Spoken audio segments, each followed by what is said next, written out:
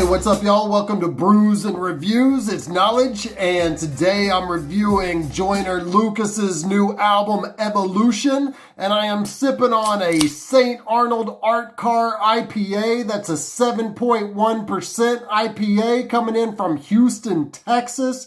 Good beer, so let's get into this album.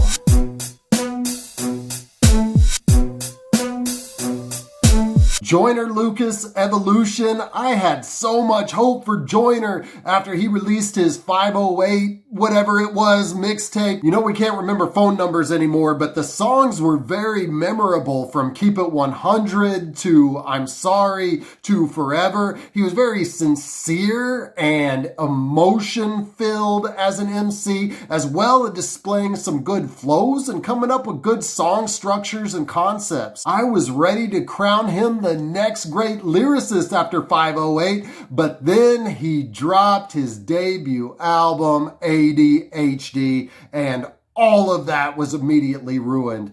Gone was the sincerity, the cool song concepts, the memorable song structure. It felt like something generic and kind of like a commercial cash grab. And now that's not entirely his fault. See, the label that he's on is actually a label that's ran by the label called Atlantic. And Atlantic has a long history of ruining great MCs and trying to put them into environments that they don't really fit in. See Lupe Fiasco's Lasers or B.O.B.'s debut album as evidence, and there's numerous other examples. Now, Lupe was able to come back with that because he argued with the label. He knew it wasn't them, and when he put out Lasers, we knew that it wasn't his style, but B.O.B. never recovered. So, which is Joyner? Is he going to be the Lupe, the lyricist that shines through all the commercial bullshit that the label's putting you through? Or is he going to be the B.O.B. who gets so far outside of himself that he loses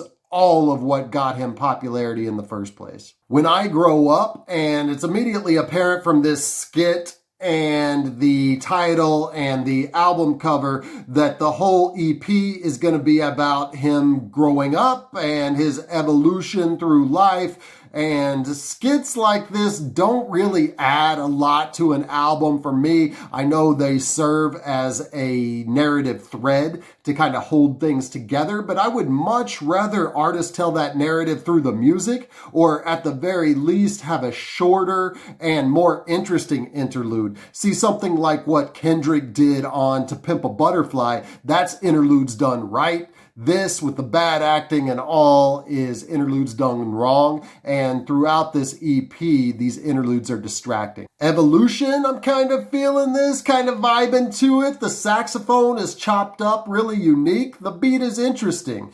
It's going to be toned down to start with, and something for him to get more introspective and inspirational on, which he does. And with this song, he's not yet displaying what we know he's capable of with his flow, but that's okay. You can't have every song going rapid fire or showing verbal gymnastics from the very beginning. And while he is going inspirational lyrically, he's also presenting the problems that come with success. And this personal touch that he's putting on this helps his cause. It's not enough by itself to come back from the mess that was ADHD, but it's helping him along. On this way, he got The Game as a guest appearance, and this is not a collab that I saw coming at all, but it's interesting that he got The Game on this. The beat retains the low-key introspective tone, and that's something we're going to hear a lot on this album, but this one in particular does not really stand out. Chorus also reminds me of something we might have heard on ADHD. Lyrically, he again touches on the problems that success bring while also touching on the Black Lives Matter movement. He says in verse 1 that he understands what Pac was talking about, and in verse 2 he says because he understands what XXXTentacion was talking about. It's a nice juxtaposition from two dead MCs from two very different generations. However, the game really outdoes him on the lyrics, which is not something that I've said very often in my lifetime. But here the game drives the protest and BLM theme home. He says, "Now it's Black Lives Matter and white letters on your shirt. Now, how many black lives did you help or did you hurt?" Things I've seen, again, it's a very toned down, subdued beat and a very ominous chorus that I kind of like on this one. The song is about black women and what they have to go through and also praising them, a subject that can't be touched enough, especially from a male perspective, which we really don't hear enough in hip hop, although there's many others that do it, Talib Kweli, for example, but it's always nice to have more people speak on the strength and struggle of black women. As good as the lyrics are, there's also a very interesting song structure where he repeats the same word at the beginning of every line. He's saying black over and over and over again, but he still makes it interesting in that he's bringing up these very concise points in every single line. Case in point are these lyrics. He says, "Black loyalty, black royalty, black novelty, black odyssey, black women in a black colony,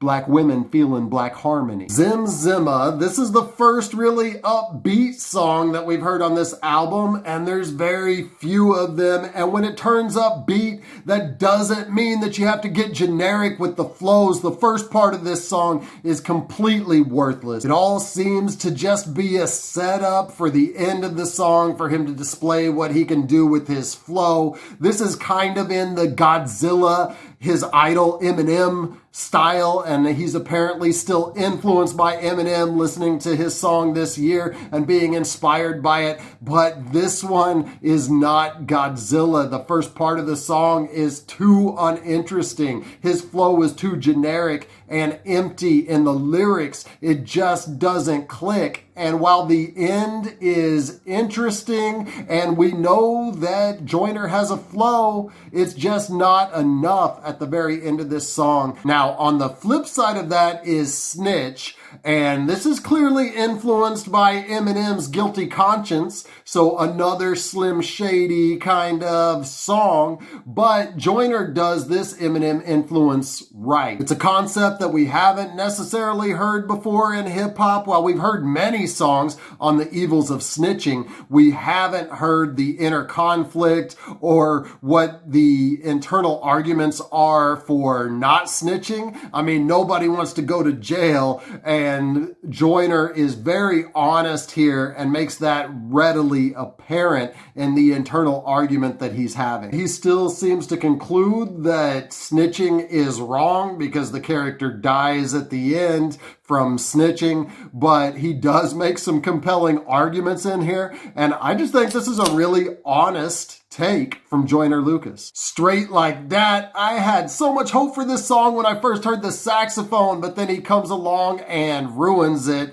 and another generic flow. This one where he was successful previously in repeating the same word over and over again in the song because he was presenting so many different concepts. This one, he's repeating Straight Like That at the end of every line, but the lyrics are too generic to really make this work. Fall Slowly, I do like this one for what it is. Ashanti's vocals, although heavily reverbed, are interesting. It has kind of a spooky, ominous tone throughout the song, and his lyrics are borderline spooky and talking about love that is somewhat of a deep infatuation, which you can hear in lyrics like, "And it's forever, so I hope you never up and bail. And if you ever left me for someone, you gon' get someone killed." So while this is just a love song, that's somewhat of a unique take on it. And also this song, of course, does nothing to further Joyner's reputation lyrically,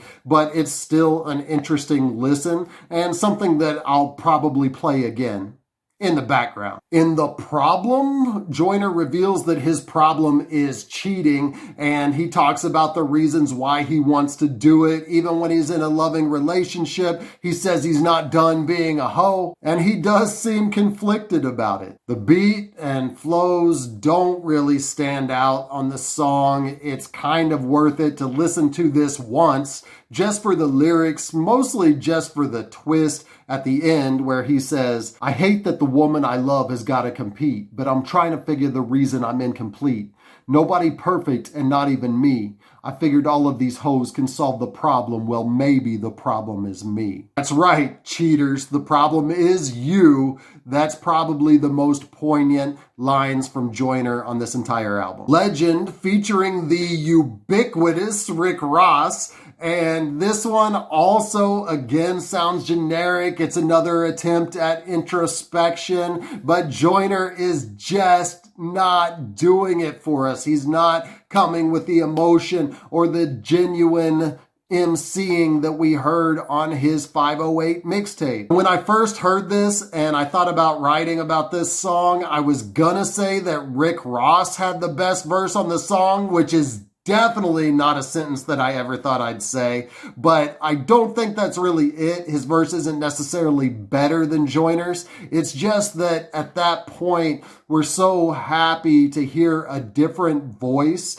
and something outside of the generic flows we've been hearing from Joyner that Rick Ross's voice stands out. Like a River, this song has promise with a nice beat and a well-crafted chorus and some genuine lyrics about his relationship with his father and his feelings about it. And his lyrics do have that emotion and that personal strain that remind me of what I liked about Joyner in the first place. Things that we heard on songs like Forever. In this, he says, and I never knew your other kids, but I knew of them. I'm not really sure if I like them, but I do love them.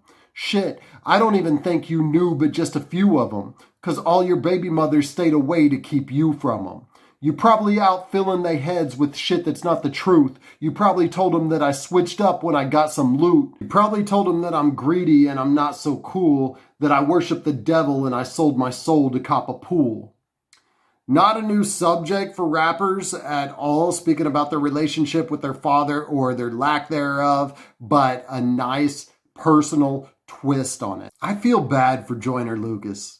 He poured his everything into 508 and it showed so much potential, but he has not been able to reproduce anything like that. Sometimes you hear people evolve and get even better from that point, and sometimes you hear that they just gave it everything on their specific breakout project and they didn't have anything left after that. Unfortunately, from what I've seen on the last couple albums, that's the case for Joyner. This is not as bad as ADHD, but it's not anything above average. It's nowhere near where 508 was at. Besides just a couple songs on this thing, everything else sounds generic. And you do have to admit, whether you're a Joyner fan or not, if this was your first exposure to him, you would never return to any of this or see him as anything other than an average MC. For that, I'm going to go ahead and give this a 5 out of a 12 pack,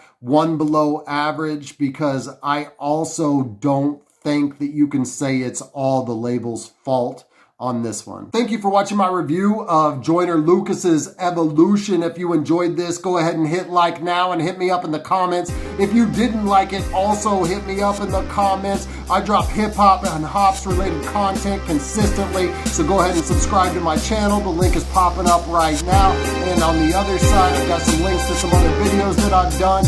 Until I see you next time, keep buzzing.